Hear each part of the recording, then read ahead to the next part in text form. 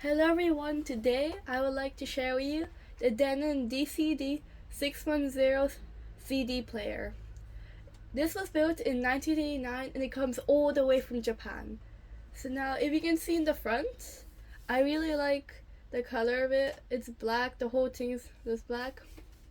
Over here you see the power switch. Here are the edit controls. Here you can play, pause, stop. And over here is the track number and the time. And let's turn the power on. I really like how the white complements the red in the background, as you can see in the screen. And it's pretty clear to see the track and the time. So over here you can see this is where you put the CD. Here's open and close. So it moves really smoothly, which I really like. Because have you experienced sometimes when you bought a radio and you try to open it, but then it goes slowly by slow, like I love it how smooth it just goes. So let's see the back. In the back side you got the power output right here, and you got the two audio inputs. Let's test the sound. So I connected the two audio output and it's feeding to the Boss speaker. The sound quality. Let's find about the truth of the sound quality. Okay, so we're gonna put the CD in.